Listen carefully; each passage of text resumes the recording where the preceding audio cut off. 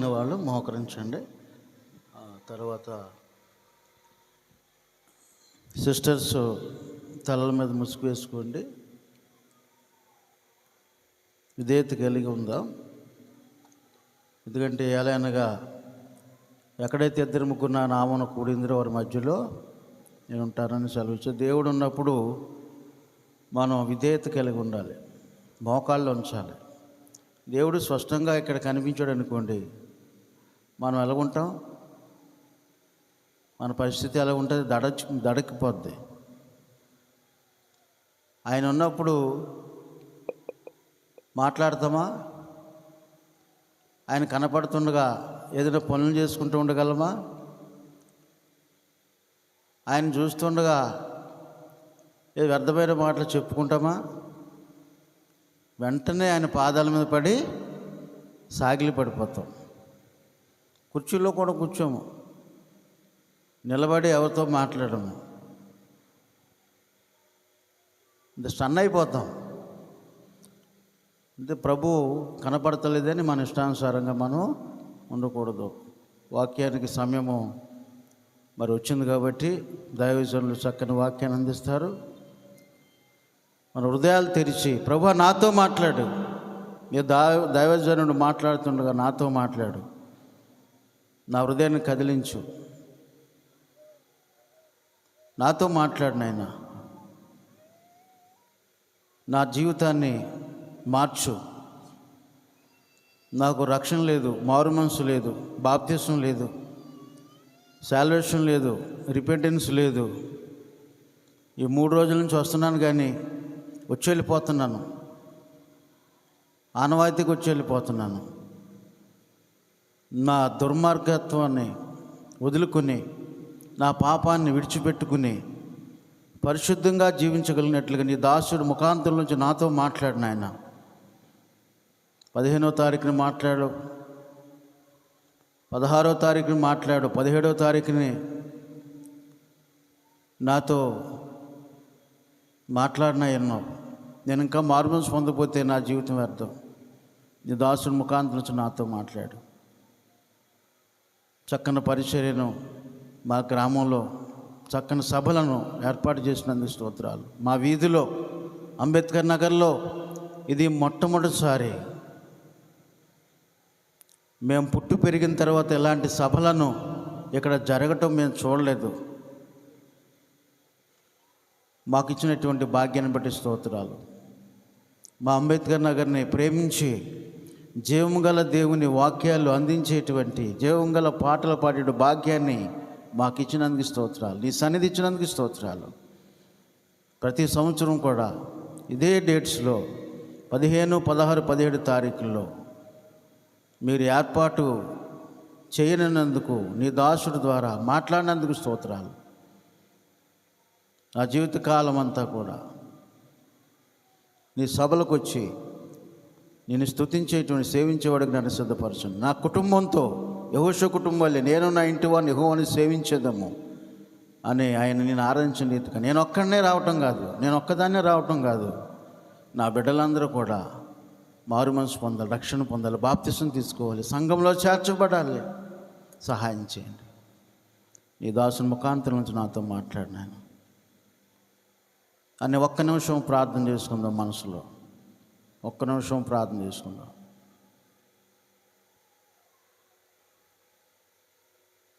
అందరూ కూడా నాతో మాట్లాడినాయన. నీ దాసుడు మాట్లాడుతుండగా ఈ మీటింగ్స్ అయిన తర్వాత దైవ సేవకుడి దగ్గరికి వెళ్ళి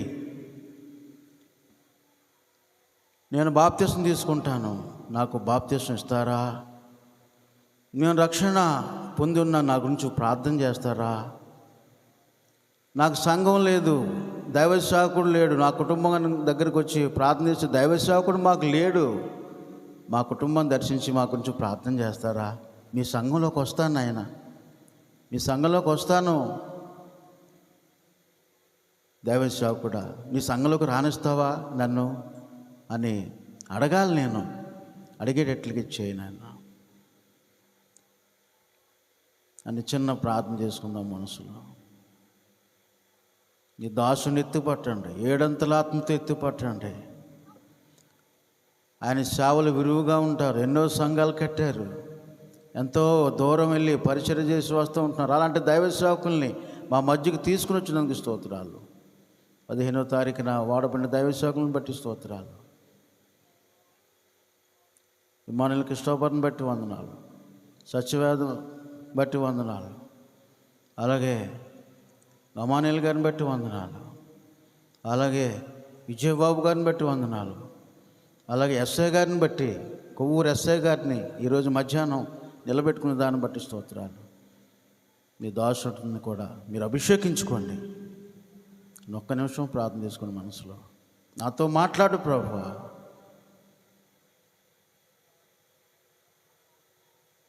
ప్రేమగల తండ్రి, పరిశుద్ధుడైన ప్రభువా, నిజంగా మేము నీ వాక్యం కొరకు ఎదురు చూస్తున్నాం. సహాయం చేయండి. యేసు నామములో ప్రార్థించి స్తుతించి అడిగి వేడుకుంటున్నాము తండ్రి.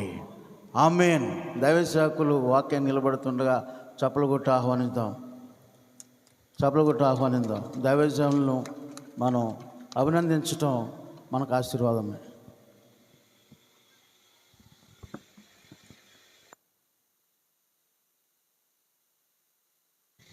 Praise lord. హల్లెలూయా. దేవునికి స్తోత్రాలు.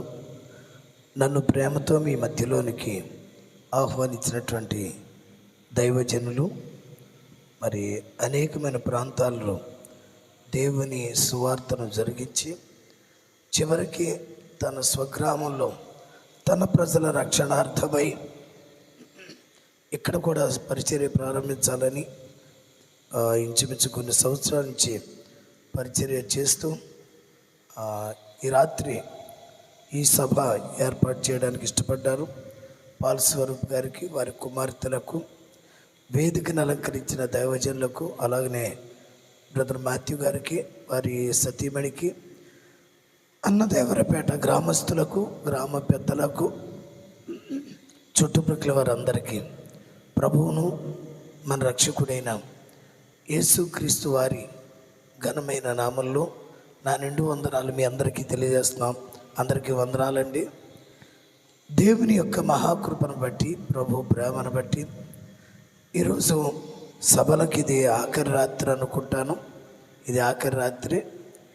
ఇంకా కొద్ది నిమిషాల్లో ఈ కూడిక ముగించిపోతుంది. కాబట్టి కొంత సమయాన్ని దేవుని వాక్యాన్ని మనం విందాం. పరిశుద్ధ గ్రంథంలో నుంచి మనం కొన్ని విషయాలు నేర్చుకుందాం. ఈ రాత్రి అన్నదేవరపేట గ్రామస్తులారా, సంఘస్థులారా, ప్రియ తల్లి, ప్రియ చెల్లి, ప్రియ స్నేహితుడా, సోదరి, ఈరోజు మనకి అవకాశం దేవుడు చక్కగా ఇచ్చాడు. ఇది గోల్డెన్ ఆపర్చునిటీ. ఇది బంగారు అవకాశం. మనకంటే ముందు చాలామంది చనిపోయారు. నిజానికి ఈ సభలో ఈ విధంగా ఈ 3 days జరగడానికి కారణం అత్తమ్మ, మా చిన్న మామయ్య గారు, సతీమణి భవానీ గారు, వారు ప్రభువునందు నిద్రించి సంవత్సరమైంది. అందు సందర్భంగా ఈ 3 days సభలు జరిగించడానికి పరిశుద్ధాత్మ దేవుడు చక్కని అవకాశం ఇచ్చాడు. అయితే నేనేం చెప్పగలనంటే, ఈ సభ ద్వారా చనిపోయిన వారికి ఎటువంటి ప్రయోజనం? మాట్లాడాలా? మీరు మాట్లాడతారమ్మా? అందరూ మాట్లాడతారా?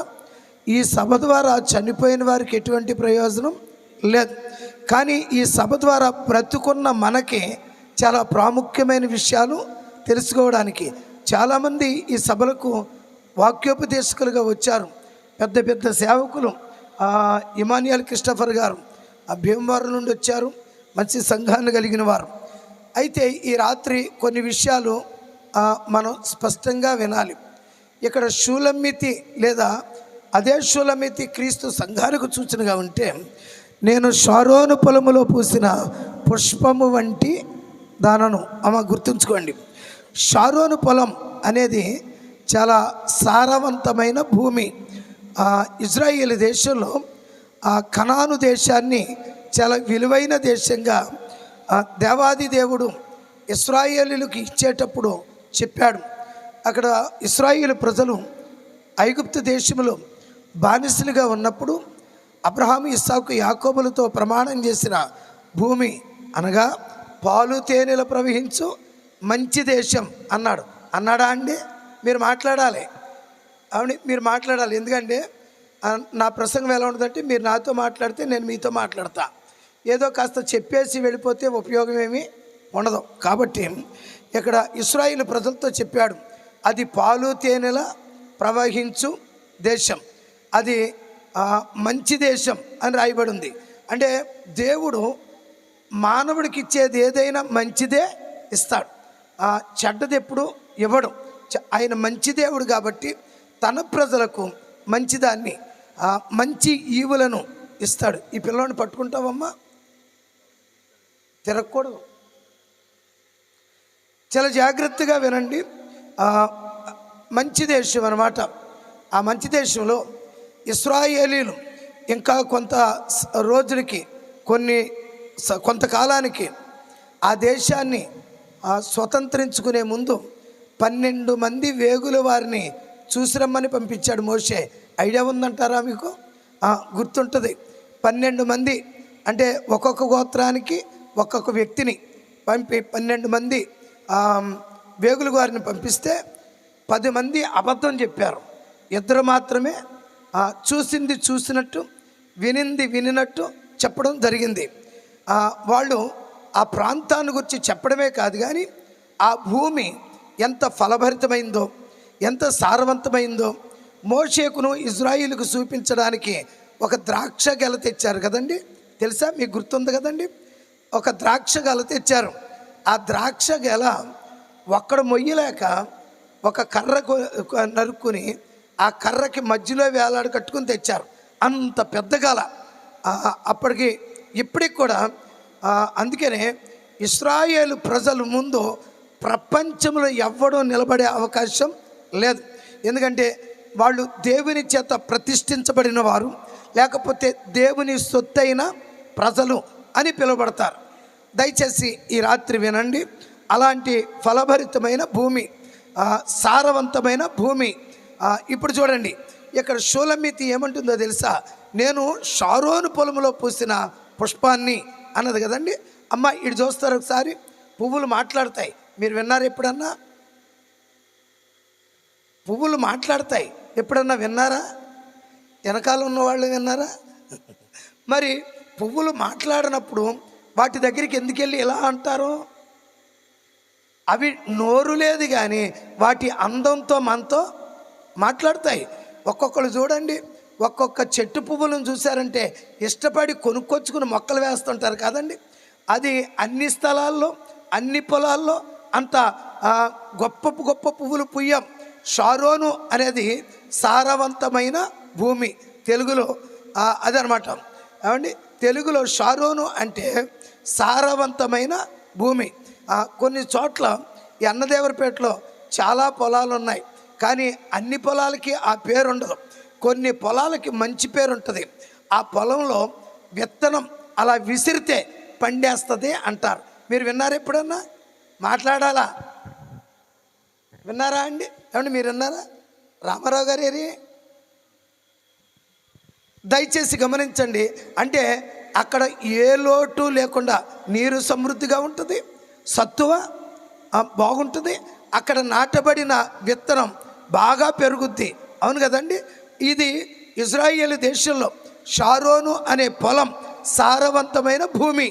ఆ సారవంతమైన భూమిలో ఏమండి చక్కగా పూసిన పుష్పం అన్నారు కదండి. ఆ పుష్పం దయచేసి గమనించండి.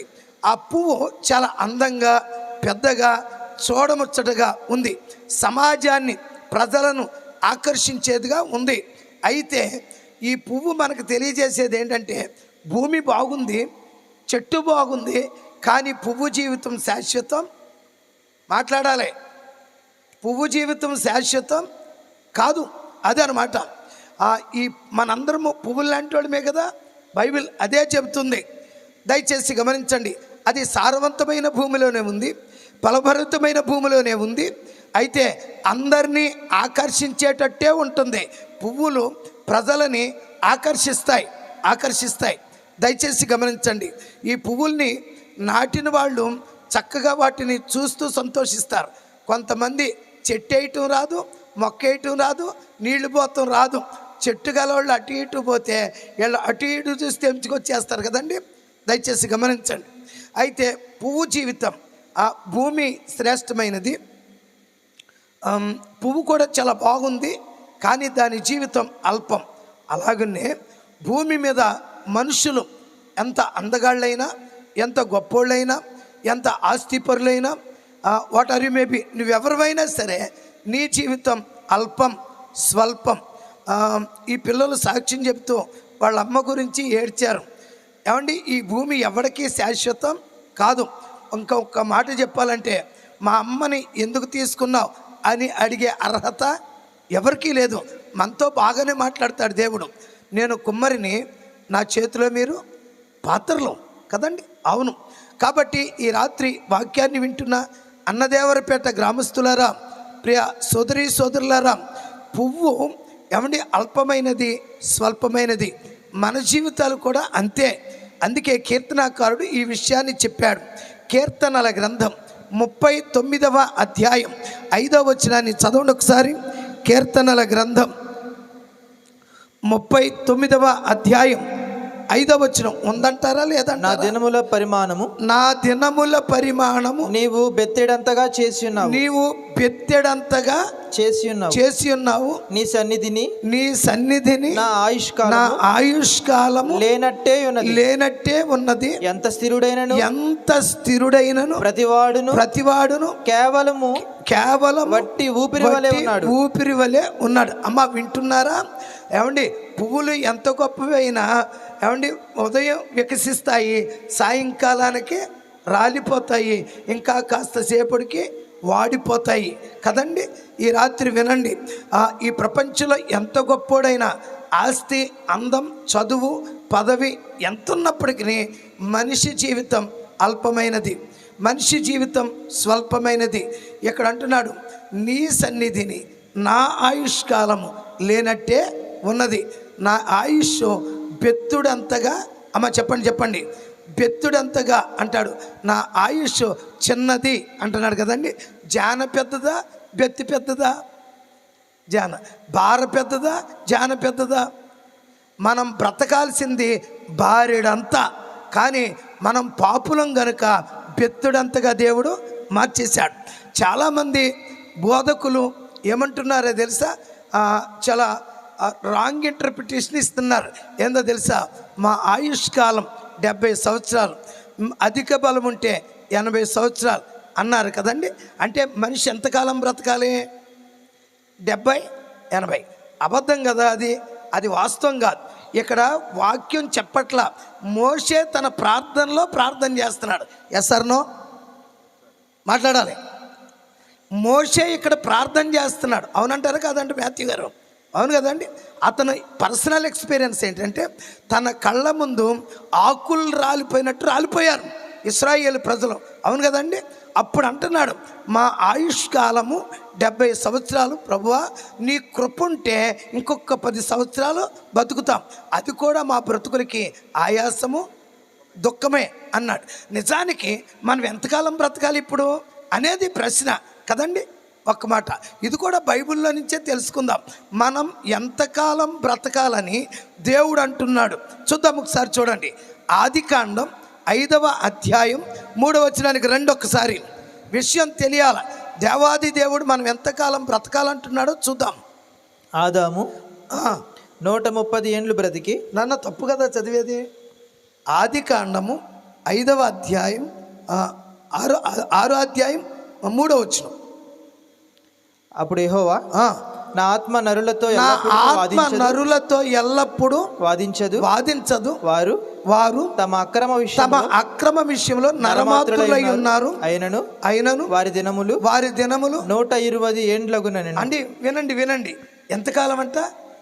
అంటే మానవుడు బ్రతుకు దేవుడు కోరుకున్నది ఎంత?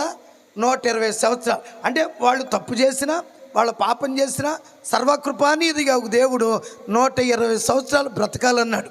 దావీదేమన్నాడో తెలిసినా, నాకును మరణానికి జానడెంత మాత్రమే ఉంది అన్నాడు. ఇక్కడ మోషే అంటున్నాడు, ఏమండి 70-80 సంవత్సరాలు అంటున్నాడు. మరి కీర్తనకారుడు అంటున్నాడు, మా ఆయుష్కాలము బెత్తుడంతగా, అంటే కుదించేశాడు కదండి. కుదించేశాడు. 120 సంవత్సరాలు బ్రతకాలి. అందుకే మోషే 120 సంవత్సరాలు బ్రతికాడు. అవునా కాదా? 40 సంవత్సరాలు రాజు కుటుంబంలో బ్రతికాడు, 40 సంవత్సరాలు గొర్రెల కాపరిగా బ్రతికాడు, 40 సంవత్సరాలు ఇశ్రాయేలీలను ఐగుప్తు బానిస బ్రతుకుల్లో నుంచి కనాను వరకు నడిపించి కనాను చేరక మునిపే దేవుని దగ్గరికి పిలువబడ్డాడు. అవును కదా అండి? ఓకే. కాబట్టి ఇప్పుడు మనం సహజంగా ఎంత బ్రతకాలి? 120 సంవత్సరాలు బ్రతకాల. ఈ తినే తిండిని బట్టో, త్రాగే వాటర్ని బట్టో ఏమండి మానవుడు ఏమండి గమ్మునే కాలం చేస్తున్నాడు. కొన్నిసార్లు దేవుడు బ్రతికించాలనుకున్న మనిషే చచ్చిపోవాలనుకుంటున్నాడు కదండి. నీళ్లు పోతాం రాదు, చెట్టు గలవాళ్ళు అటు ఇటు పోతే వీళ్ళు అటు ఇటు చూసి తెంచుకొచ్చేస్తారు కదండి. దయచేసి గమనించండి. అయితే పువ్వు జీవితం, ఆ భూమి శ్రేష్టమైనది, పువ్వు కూడా చాలా బాగుంది, కానీ దాని జీవితం అల్పం. అలాగనే భూమి మీద మనుషులు ఎంత అందగాళ్ళైనా, ఎంత గొప్పోళ్ళైనా, ఎంత ఆస్తిపరులైనా, వాట్ ఆర్ యు మేబీ, నువ్వెవరివైనా సరే నీ జీవితం అల్పం, స్వల్పం. ఈ పిల్లలు సాక్ష్యం చెబుతూ వాళ్ళ అమ్మ గురించి ఏడ్చారు. ఏమండి, ఈ భూమి ఎవరికీ శాశ్వతం కాదు. ఇంకొక మాట చెప్పాలంటే, మా అమ్మని ఎందుకు తీసుకున్నావు అని అడిగే అర్హత ఎవరికీ లేదు. మనతో బాగానే మాట్లాడతాడు దేవుడు. నేను కుమ్మరిని, నా చేతిలో మీరు పాత్రలు కదండి. అవును. కాబట్టి ఈ రాత్రి వాక్యాన్ని వింటున్న అన్నదేవరపేట గ్రామస్తులారా, ప్రియ సోదరీ సోదరులారా, పువ్వు ఏమండి అల్పమైనది, స్వల్పమైనది. మన జీవితాలు కూడా అంతే. అందుకే కీర్తనాకారుడు ఈ విషయాన్ని చెప్పాడు. కీర్తనల గ్రంథం 39వ అధ్యాయం 5వ వచనాన్ని చదవండి ఒకసారి. కీర్తనల గ్రంథం 39వ అధ్యాయం 5వ వచనం ఉందంటారా లేదంటారా? నా దినముల పరిమాణము, నా దినముల పరిమాణము నీవు బెత్తెడంతగా చేసి ఉన్నావు, నీవు బెత్తెడంతగా చేసి ఉన్నావు. నీ సన్నిధిని నా ఆయుష్కాలము లేనట్టే ఉన్నది. ఎంత స్థిరుడైనను ప్రతివాడును కేవలం వట్టి ఊపిరి వలె ఉన్నాడు. అమ్మ వింటున్నారా? ఏమండి, పువ్వులు ఎంత గొప్పవైనా ఏమండి ఉదయం వికసిస్తాయి, సాయంకాలానికి రాలిపోతాయి, ఇంకా కాస్త సేపటికి వాడిపోతాయి కదండి. ఈ రాత్రి వినండి, ఈ ప్రపంచంలో ఎంత గొప్పోడైనా ఆస్తి, అందం, చదువు, పదవి ఎంతున్నప్పటికీ మనిషి జీవితం అల్పమైనది, మనిషి జీవితం స్వల్పమైనది. ఇక్కడ అంటున్నాడు, నీ సన్నిధిని నా ఆయుష్కాలము లేనట్టే ఉన్నది. నా ఆయుష్ బెత్తుడంతగా, అమ్మ చెప్పండి, బెత్తుడంతగా అంటాడు. నా ఆయుష్ చిన్నది అంటున్నాడు కదండి. జాన పెద్దదా, బెత్తి పెద్దదా? జాన. బార పెద్దదా, జాన పెద్దదా? మనం బ్రతకాల్సింది బారెడంతా, కానీ మనం పాపులం గనుక బెత్తుడంతగా దేవుడు మార్చేశాడు. చాలామంది బోధకులు ఏమంటున్నారో తెలుసా? చాలా రాంగ్ ఇంటర్ప్రిటేషన్ ఇస్తున్నారు. ఏందో తెలుసా? మా ఆయుష్కాలం 70 సంవత్సరాలు, అధిక బలం ఉంటే 80 సంవత్సరాలు అన్నారు కదండి. అంటే మనిషి ఎంతకాలం బ్రతకాలి? 70, 80. అబద్ధం కదా అది వాస్తవం కాదు. ఇక్కడ వాక్యం చెప్పట్లా. మోషే తన ప్రార్థనలో ప్రార్థన చేస్తున్నాడు. Yes or no? మాట్లాడాలి. మోషే ఇక్కడ ప్రార్థన చేస్తున్నాడు. అవునంటారా కాదంటే మాథ్యూ గారు? అవును కదండి. అతను పర్సనల్ ఎక్స్పీరియన్స్ ఏంటంటే, తన కళ్ళ ముందు ఆకులు రాలిపోయినట్టు రాలిపోయారు ఇశ్రాయేలు ప్రజలు. అవును కదండి. అప్పుడు అంటున్నాడు, మా ఆయుష్కాలము 70 సంవత్సరాలు ప్రభువా, నీ కృప ఉంటే ఇంకొక 10 సంవత్సరాలు బతుకుతాం, అది కూడా మా బ్రతుకులకి ఆయాసము, దుఃఖమే అన్నాడు. నిజానికి మనం ఎంతకాలం బ్రతకాలి ఇప్పుడు అనేది ప్రశ్న కదండి. ఒక్క మాట, ఇది కూడా బైబిల్లో నుంచే తెలుసుకుందాం. మనం ఎంతకాలం బ్రతకాలని దేవుడు అంటున్నాడు. చూద్దాం ఒకసారి. చూడండి, ఆదికాండం 5వ అధ్యాయం 3వ వచనానికి రండి. ఒక్కసారి విషయం తెలియాల. దేవాది దేవుడు మనం ఎంతకాలం బ్రతకాలంటున్నాడో చూద్దాం. ఆదాము 130 ఏండ్లు బ్రతికి. నాన్న తప్పు కదా చదివేది. ఆదికాండము 5వ అధ్యాయం 6వ అధ్యాయం 3వ వచనం. అప్పుడు యెహోవా నా ఆత్మ నరులతో నా ఎల్లప్పుడూ ఆత్మ వాదించదు. నరులతో ఎల్లప్పుడూ వాదించదు. వారు తమ అక్రమ విషయంలో నరమాత్రులై ఉన్నారు. అయినను వారి దినములు 120 ఏండ్లగునని. అంటే వినండి ఎంతకాలం అంటే మానవుడు బ్రతుకు దేవుడు కోరుకున్నది ఎంత? 120 సంవత్సరాలు. అంటే వాళ్ళు తప్పు చేసినా, వాళ్ళ పాపం చేసినా సర్వకృపానిధిగా దేవుడు 120 సంవత్సరాలు బ్రతకాలన్నాడు. దావీదేమన్నాడో తెలిసినా, నాకును మరణానికి జానడెంత మాత్రమే ఉంది అన్నాడు. ఇక్కడ మోషే అంటున్నాడు, ఏమండి 70-80 సంవత్సరాలు అంటున్నాడు. మరి కీర్తనకారుడు అంటున్నాడు, మా ఆయుష్కాలము బెత్తుడంతగా, అంటే కుదించేశాడు కదండి, కుదించేశాడు. 120 సంవత్సరాలు బ్రతకాలి. అందుకే మోషే 120 సంవత్సరాలు బ్రతికాడు. అవునా కాదా?